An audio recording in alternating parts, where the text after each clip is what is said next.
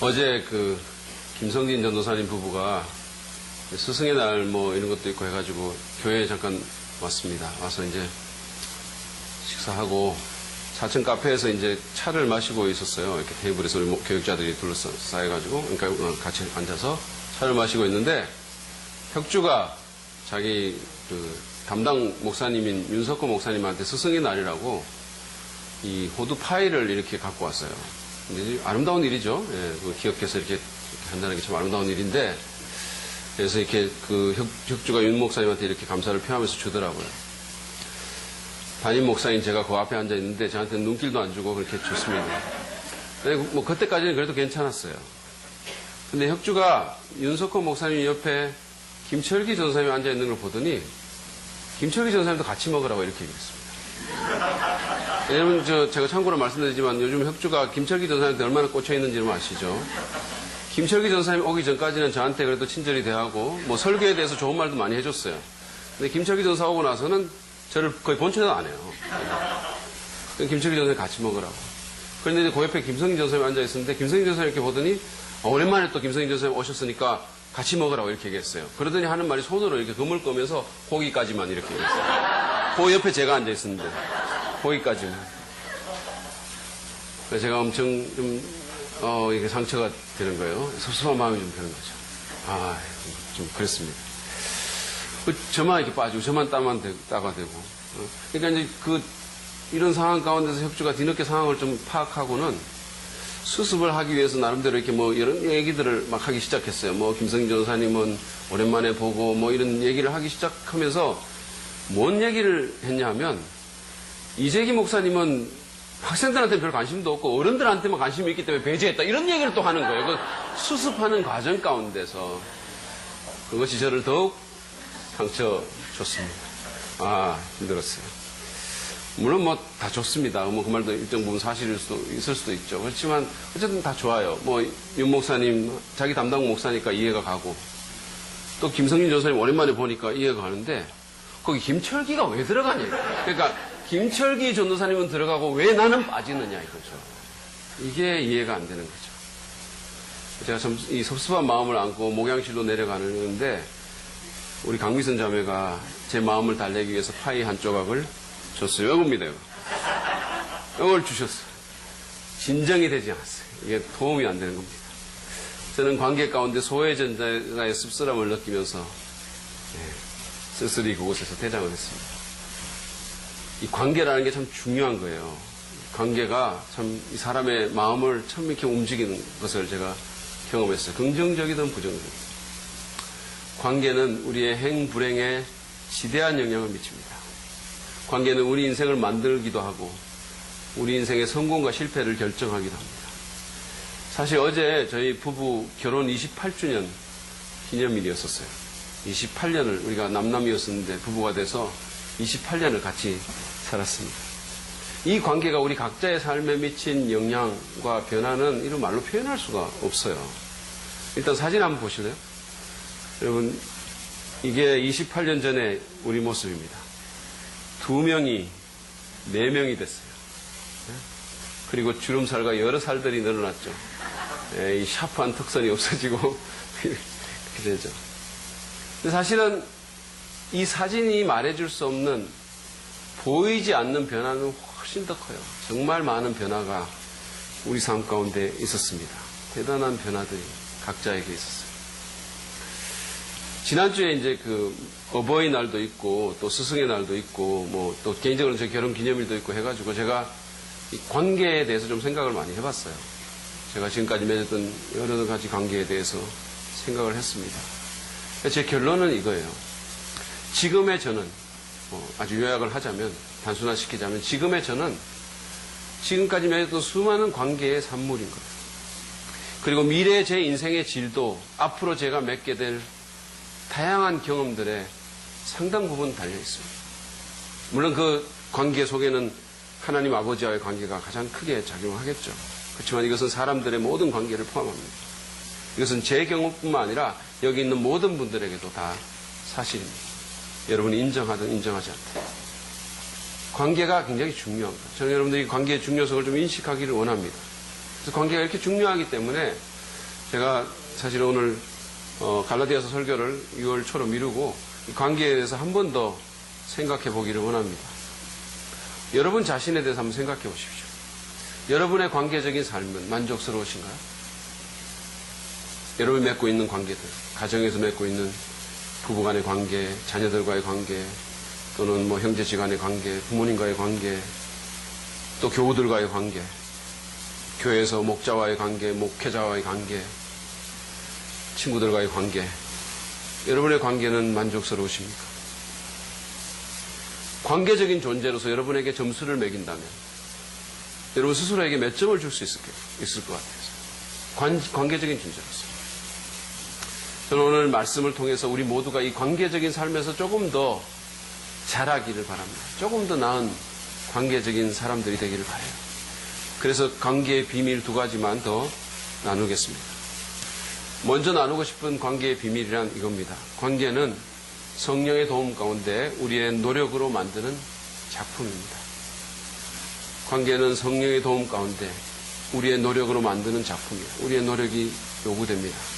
지난주에도 제가 언급했지만 관계는 저절로 이루어지지 않아요.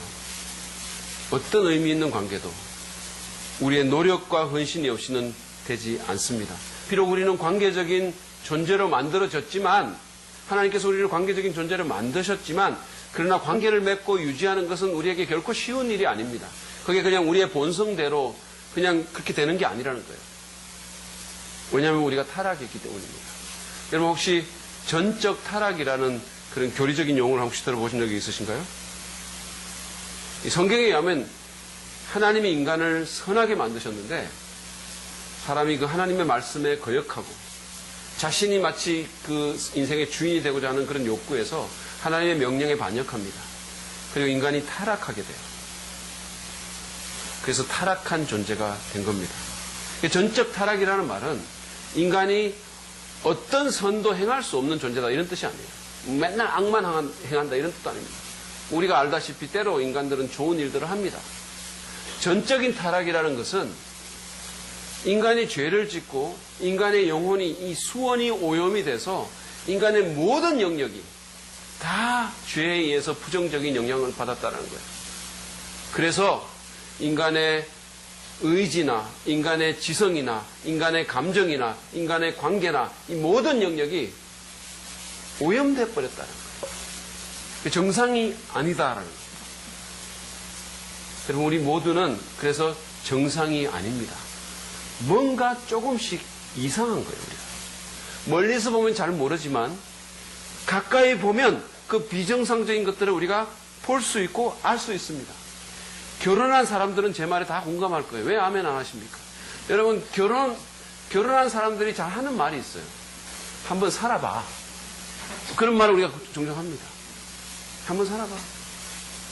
같이 살고 한 방에서 자기 전까지는 잘 안 보이는 것들이 보인다는 거예요. 같이 살아보면 그 또는 그녀가 비정상적인 면이 있다는 사실을 알게 됩니다. 뭔가 이상하다는 것을 알게 돼요. 뭐야 저거? 뭐 이런 게 참. 그래서 존 올트버그의 책 제목처럼 모든 사람은 그를 잘 알게 되기 전까지만 정상인 거예요. 그래서 관계가 쉽지 않습니다. 나도 정상이 아닌데 그래서 내 한 몸 추스르기도 힘든데 또 하나의 비정상적인 인간하고 내가 관계를 맺어서 살려니까 이게 얼마나 힘들겠어요, 사실. 이게 쉽겠습니까? 쉽지 않습니다. 저는 가끔씩 이렇게 청년들이나 학생들이 결혼에 대해서 환상을 갖는 그런 사람들에게 좀 현실 감각을 주기 위해서 결혼에 대해서 이런 말을 가끔씩 해요. 결혼이라는 것은 한 죄인이 또 다른 죄인을 만나가지고 인생이 복잡해지는 거다. 그런데 조금 있으면 그 둘 사이에서 새끼 죄인까지 나와가지고 인생을 말할 수 없이 어렵게 만드는 거예요. 이게 결혼이다. 제가 너무 심했나요? 제가 악담하는 것 같으세요? 28년간 결혼 생활을 하고 제가 느낀 바를 말하는 거예요. 이거는 사실입니다. 노력하지 않는다면 그렇게 되는 거예요. 노력하지 않는다. 비틀즈라는 그룹 아시죠? 그죠? 뭐 세계적인 뭐 대단한 사람들이잖아요. 지금까지도 영향을 미치고 있고 지금의 모든 뮤지션들이 사실 어떤 면에서 비틀즈에게 직간접적인 영향을 받았어요. 수많은 오케스트라가 그들의 곡을 연주했고 단순한 팝 그룹이 아니죠. 세계의 문화를 변화시킨 사람들이죠. 근데 이 비틀즈라는 그룹이 10년 만에 해체한 후에 엄청난 충격이죠. 그 당시에.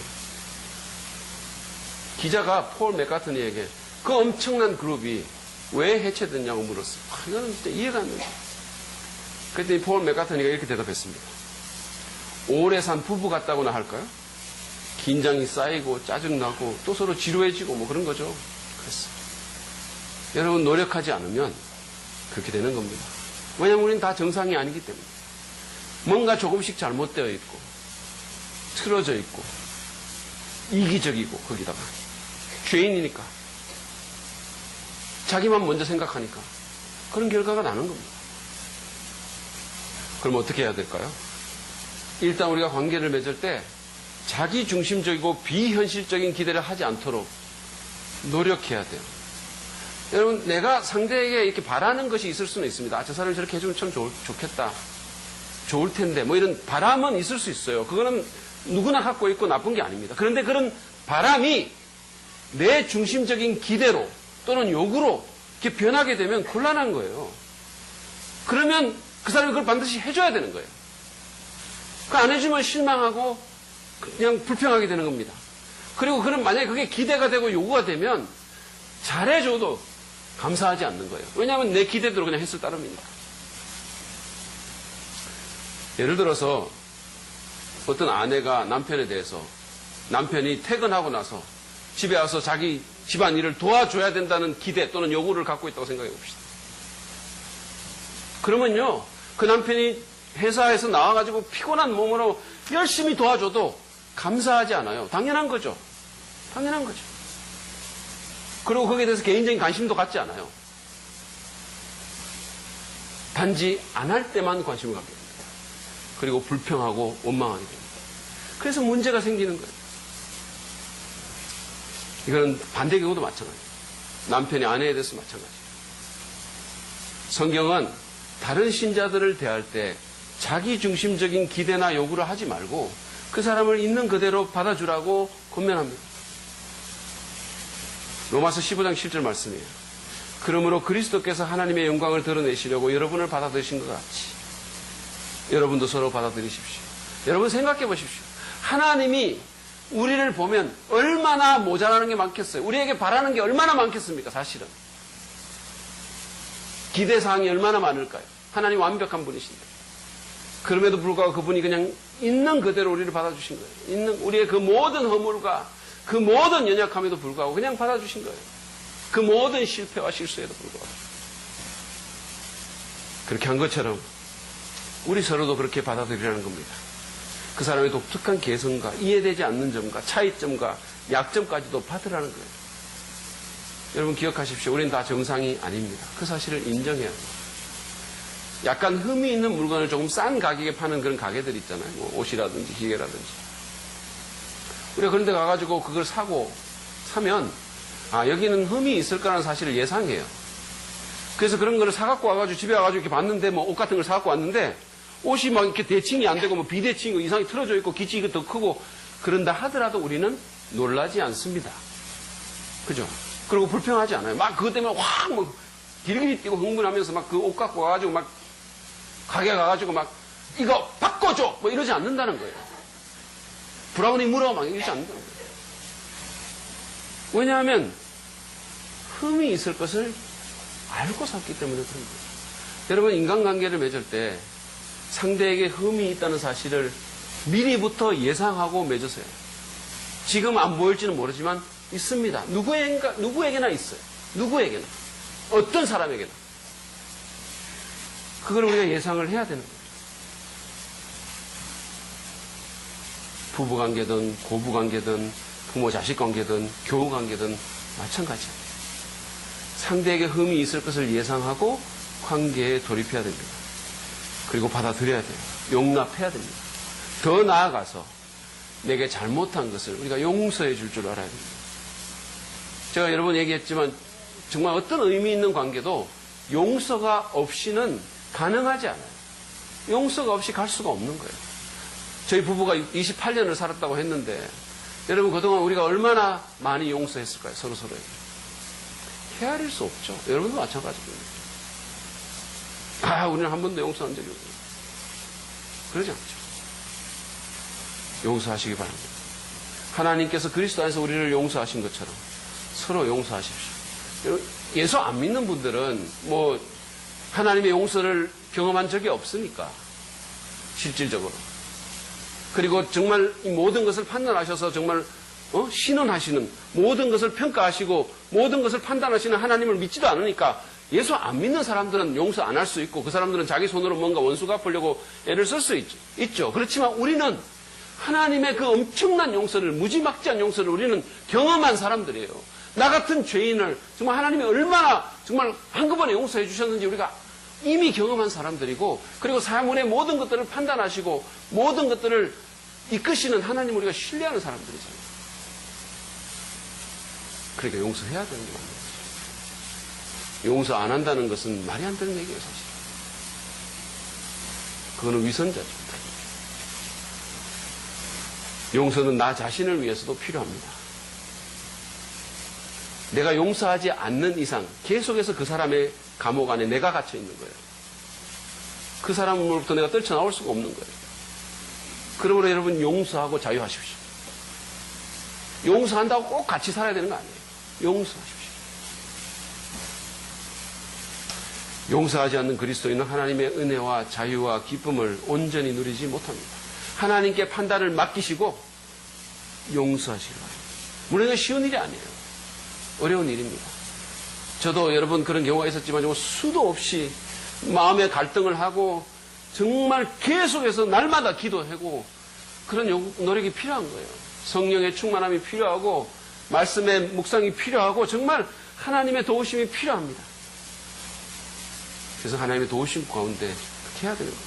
더 나아가서 다른 사람에게 요구하는 것을 나 자신에게 적용해야 되는 거죠.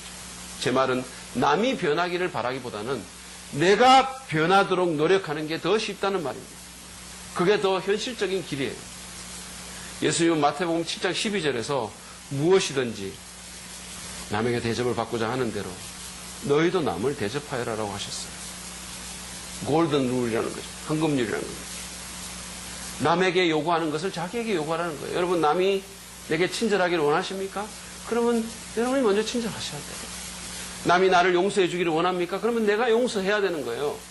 남이 나의 어떤 개성이나 나의 독특한 점이나 나의 이상한 면들을 받아주기를 원하십니까? 그러면 여러분이 먼저 그렇게 하셔야 돼요. 남이 내게 인사하기를 원하십니까? 그러면 내가 먼저 인사해야 되는 거예요. 교회 어른들 중에 물론 이게 정당한 요구지만 어른들 중에 이런 분들이 있어요. 왜 애들이 인사 안 하냐고 막 이런 분들이 있어요. 그러니까 서로 막 인사하기 대결하는 사람들 같은 이러고 있어요. 여러분 먼저 인사해보세요. 아이들한테도 안녕 그래보세요. 그럼 걔들 인사합니다. 안녕 그런데도 확 가는 애들은 거의 잘 없어요. 그런 애들은 사실 인사 받아봤자 필요도 없어요. 먼저 하십시오. 우리가 다른 사람의 비정상성을 인정하고 그를 용납하고 용서하며 성령의 도움 가운데 자신의 향상을 위해서 노력한다면 우리의 관계적인 삶은 훨씬 좋아질 겁니다.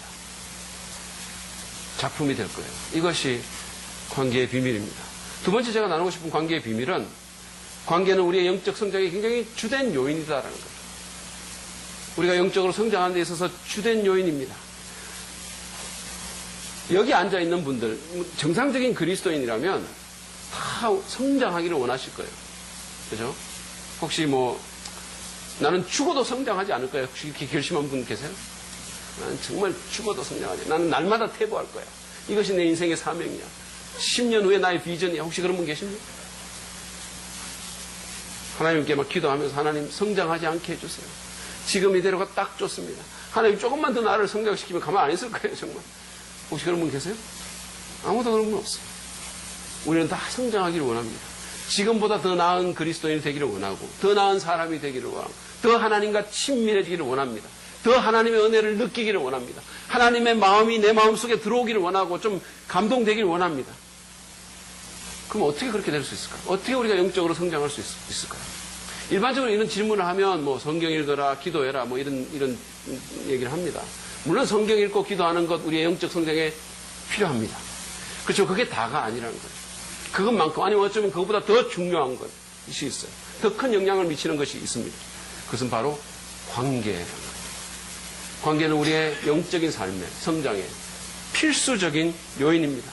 아무리 성경을 읽고 아무리 기도해 보세요.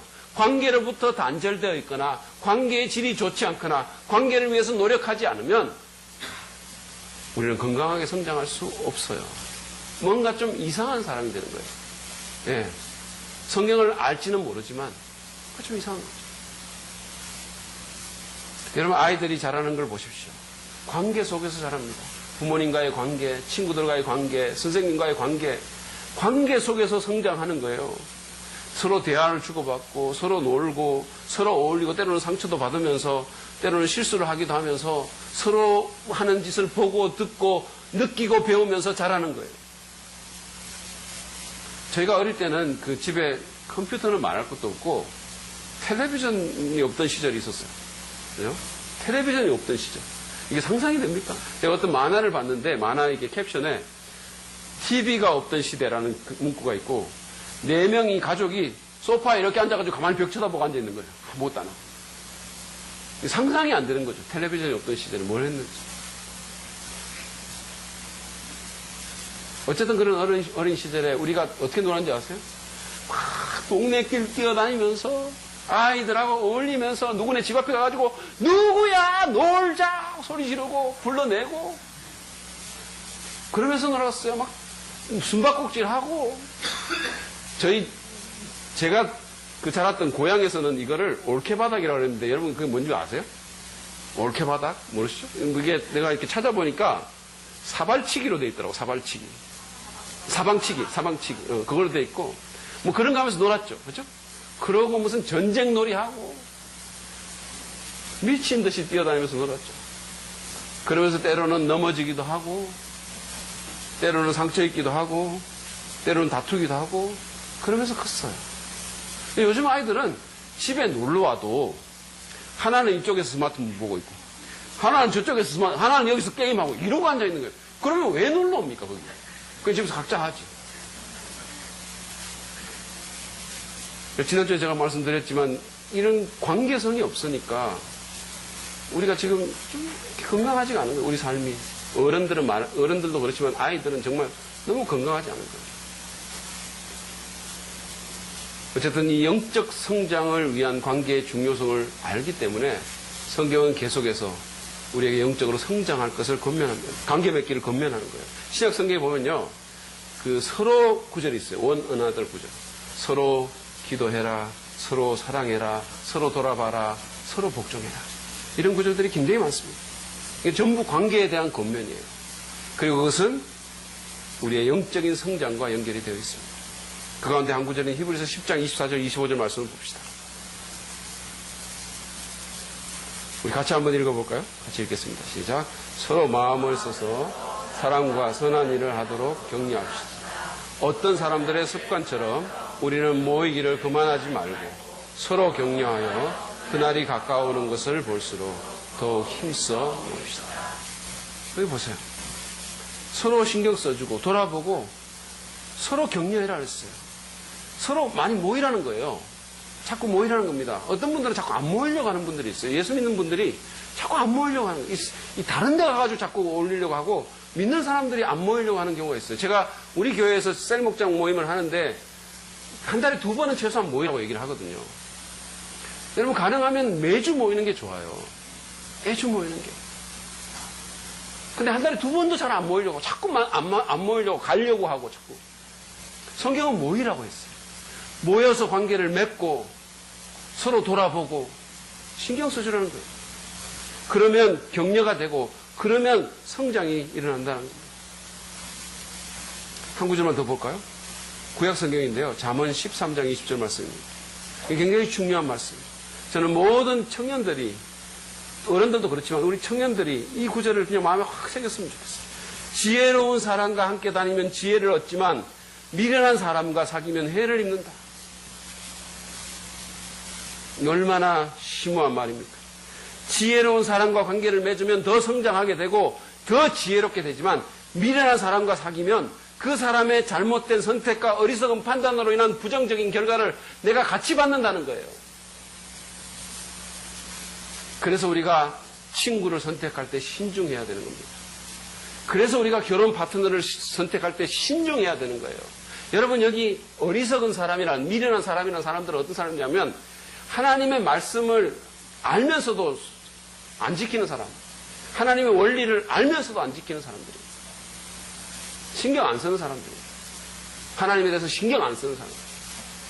그래서 예수 믿는 사람들은 예수 믿는 사람들하고 결혼하라고 성경에서 권면하는 거예요. 그 해를 내가 봤기 때문에, 그 잘못된 선택을 나까지 봤기 때문에.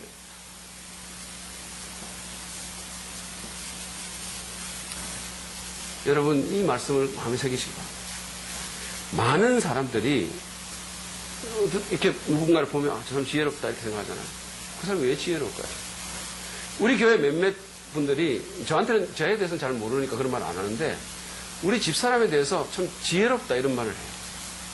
그녀가 왜 지혜로울까요? 그녀가 누구와 같이 다닙니까? 지혜로운 사람과 함께 있으면 지혜롭다 했어요. 28년을 그녀는 한 지혜로운 남자와 같이 살았어요. 여러분, 이 구절보다 관계가 영적 성장에 미치는 영향을 더 직접적으로 말하는 구절이 어디 있겠습니까? 사실은 성경만이 아니에요. 훌륭한 기독교 지도자들도 영적 성장을 위한 관계의 중요성을 인정하고 강조합니다. 달라스 윌러드라는 분이 계신데 일평생을 사람들이 영성 발달에 대해서 연구한 분이에요. 지난 5월 8일 날 소천하셨습니다. 근데 그분이 이런 말씀하셨어요. 우리는 공동체 안에서 가장 잘 자란다. 관계의 맥락 가운데서 우리가 가장 잘 성장한다는 겁니다. 목적이 이끄는 삶의 저자인 릭 워렌도 수많은 사람들을 상대하고 수많은 교인들을 보고 관찰한 결과 영적인 습관, 성장을 위한 3가지 습관을 말을 했는데 그게 뭐냐면 경건의 시간이고 그 다음에 헌금 생활이고 그리고 교제라는 겁니다. 교제라는 것. 누군가와 관계를 맺고 그의 삶의 참여함을 통해서 우리가 자신의 참모습을 보게 되고 서로 자극하고 도전하고 서로의 잠재력을 끌어올릴 수 있다는 거예요. 그런 교제 가운데서 우리의 인격이 성장하게 되고 우리가 더 나은 사람이 되고 누군가에게 좋은 점을 발견하게 되고 아니면 반면교사로 누군가의 나쁜 점을 안 본받으려고 노력하게 되고 누군가로부터 도전받게 되는 그런 일이 일어난다는 거예요. 여러분, 영적 성장을 원하십니까? 여기 있는 대부분은 그걸 원할 겁니다. 그렇다면 관계적인 삶에 돌입하고 헌신하십시오. 그냥 일주일에 한 번 예배당에 앉아가지고 잘 모르는 분 뒷머리만 이렇게 보고 나가지 마시고 정말 삶을 나누고 관계를 맺고 대화를 하시기를 바랍니다. 이런 걸 도와주고 촉진하기 위해서 우리 교회에서 이 셀 목장 사역이라는 걸 하는 겁니다. 이 셀 목장이라는 것은 무슨 주말 농장 이름이 아니고요. 우리 교회 소그룹 이름입니다. 몇몇 사람들이 모여가지고 교제하는 거예요. 예배도 중요하지만, 예배 굉장히 중요합니다. 그렇지만 예배도 중요하지만 정말 친밀한 관계에 대한 우리의 갈망을 만족시키고 우리가 정말 건강한 그리스도인으로서 자라기 위해서 이 소그룹에 참여하는 것은 너무도 중요하다는 거예요. 물론 그게 얼마간 어색할 수 있습니다. 그죠? 아직 잘 모르는 사람들하고 서먹한 관계를, 그 시간을 보내는 것이 굉장히 좀 불편할 수 있어요. 얼마간은. 그러나 영적 성장과 진보를 위해 불편함에도 불구하고 의도적으로 관계에 돌입하는 겁니다. 왜냐하면 이 모임 안에는 여러분을 지혜롭게 만들 수 있는 지혜로운 사람이 한두 명은 있습니다. 그리고 서로가 시너지 효과를 발휘해서 여러분을 세워줄 수 있는 그런 모임이 일어날 수 있는 거예요. 앤디 스탠리는 이거를 구조적인 관계라는 용어로 설명했습니다. Structural relationship. 근데 이걸 어떻게 설명했냐면 구조적인 관계란 관계를 위해서라기보다는 그 관계의 결과로 올 수 있는 진보를 위해서 맺는 관계를 말한다. 어려우신가요? 참 간장공장, 공장장은 진공장, 뭐 이런, 좀 어려우신가요? 제가 한 번 더 설명할게요. 구조적인 관계는 내가 누군가 관계를 맺는데 그 관계 자체를 위한 관계가 아니라 그 관계가 가져다 줄 유익과 진보를 위해 맺는 관계다라는 거예요. 여전히 그러신가요? 도움이 안 되십니까? 제가 이렇게 예를 내는데 예를 들어서 한번 설명해 드릴게요. 어떤 훌륭한 회사에서 여러분에게 아주 정말 최고의 연봉과 베네핏과 아주 정말 꿈꾸던 그런 직업적인 기회를 여러분에게 제시한다고 합시다. 그럼 어떻게 할까요? 어떻게 반응하겠습니까? 아이, 글쎄요. 저는 그 회사 사람들도 잘 모르고요. 아유, 그 사람들이 제가 잘은 모르지만 하여튼 제 스타일이 아닌 것 같아요. 제가 한 사람 한 사람 다 만나보고 그 사람들이 어떤 사람인지 좀 알아보고 그냥 뭐 할지 안 할지 생각할게요. 이렇게 말할까요? 그런 사람 별로 없습니다. 그런 사람 별로 없어요. 일단 관계에 돌입해보죠. 일단 그 진보를 위해서, 그 유익을 위해서 일단 거기 들어가죠. 그리고는 어떻게든 관계를 맺어가지고 그 중에서 좋은 사람 발견해서 관계 맺고 그 가운데서 이렇게 매니지하는 방법을 배우는 거예요. 그게 구조적인 관계입니다. 여러분의 자녀가 만약에 악기를 하는데, 여러분의 자녀가 악기를 하는데 한국 최고의 실내악단에서 여러분의 자녀를 스카우트했어요. 그래가지고 여기 실내악단에 들어오라고. 그런데 여러분의 자녀가 그 제안을 받고는 엄마 나 거기 안 갈래. 나 싫어. 아 진짜 나는 거기 사람들 잘 몰라. 실내악단 사람들 누군지 몰라. 나 가기 싫어. 거기다가 내가 얼핏 봤는데 체류하는 애 그 인상이 너무 밉상이야. 정말 딱 그냥 꼬라지도 보기 싫어. 거기다가 지휘자는 내 스타일이 아니야 엄마. 지휘자는 나는 김태현 아저씨 같은 분 좋아하는데 금단새처럼 생겼어. 나 싫어. 안 갈래. 만약에 그렇게 한다면 여러분 어떻게 하시겠어요? 그래 가지 마라. 그 사람들 진짜 싫지 그지? 그러니까 최고의 악단이지만 가지 마라. 그러겠어요? 그러지 않죠. 야 사람이라는 것은 이런 사람도 있고 저런 사람도 있고 가보면 네가 보는 거하고 또 틀릴 수 있어. 가봐 일단. 얼마나 좋은 기회인데 가보라고. 그래 가서 또 판단할 수 있어. 그러면서 설득해서 보내줘. 만약에 안 가려고 하면 두들겨 패서라도 보내줘. 그게 구조적인 관계입니다. 우리는 우리의 재정적인, 학업적인, 직업적인 진보를 위해서 불편함을 무릅쓰고 위험 부담을 안고 잘 모르지만 관계에 돌입합니다. 그래서 거기서 관계를 맺고 사는 거예요. 그리고 거기서 뭔가를 배우는 거예요. 제 포인트는 이겁니다. 우리가 다른 진보를 위해서도 그렇게 한다면 우리의 영적인 성장과 진보를 위해서 왜 그거를 못하겠는가라는 거예요. 위험을 무릅쓸 가치가 충분히 있습니다. 그 어색함의 순간을 우리가 좀 겪어나갈 가치가 충분히 있는 거예요.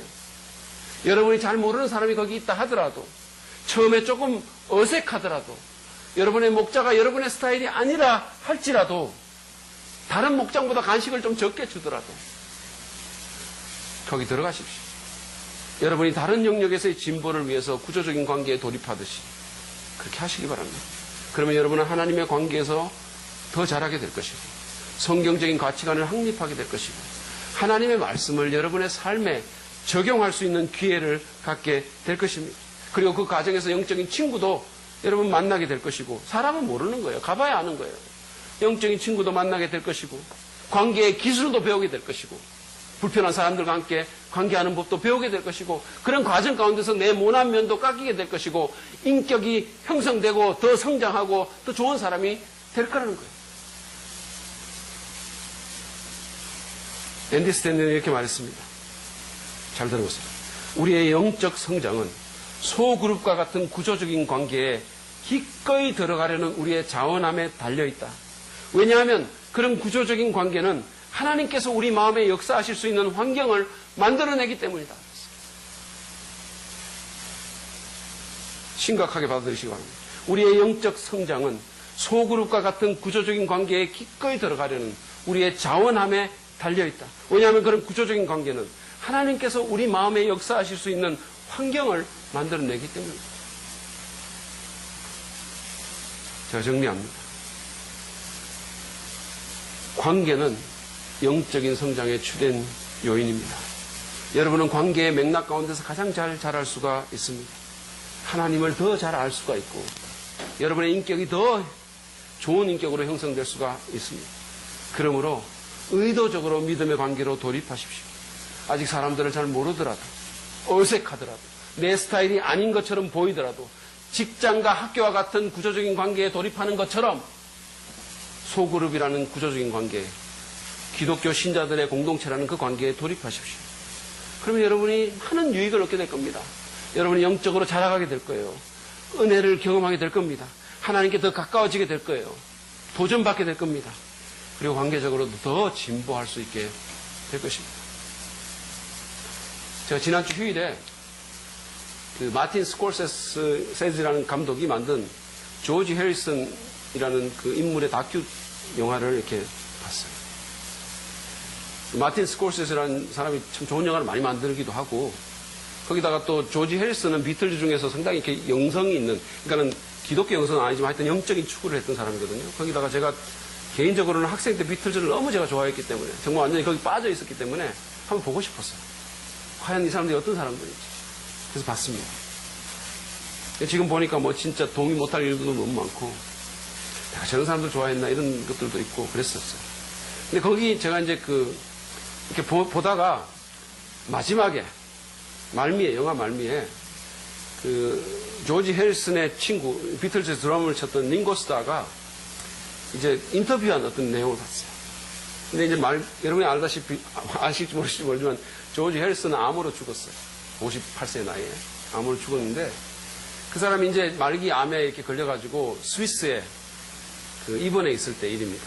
근데 링고 스타가 그 얘기를 듣고 이제 런던에서 비행기를 타고 스위스로 문병을 간 거예요. 대단한 일이죠, 사실. 그렇게 하기 쉽지 않잖아요. 대단하지 않으세요? 여러분이 어떤 사람이 영국에서 친구를 위해서 스위스로 비행기 타고 왔는데 하나도 대단하지 않다는 듯이. 참 여러분 대단하십니다, 정말. 그렇게 간 거예요. 그것만으로 참 대단한 거예요. 근데 그 당시에 조지 해리슨은 완전히 그냥 죽음을 앞두고 있었고, 침상에서 그냥 일어나지도 못하는 그런 상황이었어요. 근데 이제 링고 스타가 간 거예요. 가가지고 이런저런 얘기를 하면서, 내가 이제 너 보고, 근데 당시에 그 링고 스타의 딸도 내 암에 걸려가지고 뉴욕의 어떤 병원에 이렇게 또 입원해 있었던 거예요. 그래서 내가 너 보고, 그리고 나 이제 뉴욕 가야 된다. 내 딸이 내 암에 걸려가지고 뉴욕의 병원에 있다고 뭐 그런 얘기를 한 것 같아요. 그러니까 조지 해리슨이 죽음을 앞두고 움직이지도 못하는 그 해리슨이 자기 친구에게 진심을 담아가지고 내가 같이 가줄까? 그렇게 얘기를 했다는 거예요. 내가 같이 가줄까? 그 이야기를 하면서 링고 스타가 울었어요. 눈물을 흘리면서 그 얘기를 했어요. 제가 그 모습을 보면서 정말 내게 저런 친구가 있을까라는 생각을 했어요. 내게 저런 친구가 있을까? 예수님을 믿지 않는 사람들도 저런 우정을 나누는데, 나는 그동안 관계의 개발에 얼마나 헌신했는지 나를 돌아보고 회개하는 그런 기회가 됐어요. 여러분이 우리 사랑 믿는 교회를 오시면서 여러분이 그냥 예배만 이렇게 오는 것이 아니라 이 중에서 정말 친구를 발견하기를 원합니다. 우리가 마음만 열면 얼마든지 가능한 일이에요. 마음만 열면. 관계는 중요합니다. 무엇보다 중요해요. 여러분의 성공보다, 돈보다, 내가 타고 다녔던 차보다, 내가 살았던 집보다 관계는 정말 중요해요. 기독교 심리학자인 제임스 답슨은 이런 말을 했습니다. 당신이 살면서 받았던 모든 트로피들은 결국 쓰레기통으로 던져질 것이다. 당신의 인생에서 마지막으로 남을 것은 당신이 사랑했던 사람들과 당신을 사랑했던 사람들 것이다. 그랬습니다. 여러분이 살면서 받았던 모든 유형, 무형의 트로피들, 내가 이룬 업적들, 성공들, 뭐 이런 것들, 그거 그냥 다 쓰레기통에 던져진다는 거예요. 별 가치가 없게 된다는 겁니다. 그 자체가. 정말 남는 게 뭐냐면 관계라는 거예요. 관계. 결국은 진실된 관계만이 남을 겁니다. 여러분 임종하면서 아무도 내가 돈을 조금만 더 벌었어야 되는데, 내가 그때 진짜 그랜저 한번 타보고 그거 타보고 죽었어야 되는데, 그때 이 학위를 내가 받았어야 되는데, 그때 좀 더 좋은 옷, 그때 그 현대백화점 명품관에 있던 그거 300만 원짜리 그 백 샀어야 되는데, 그러면서 가시는 분 없어요. 그러면서 가는 분 없습니다. 좀 더 사랑했을 걸, 좀 더 남을 배려했을 걸, 좀 더 마음을 열어줬을 걸, 좀 더 섬겨줬을 걸, 좀 더 하나님께 가까이 갔을 걸. 그러지 않겠습니까? 그럴 겁니다. 그러므로 여러분, 관계에 헌신합시다.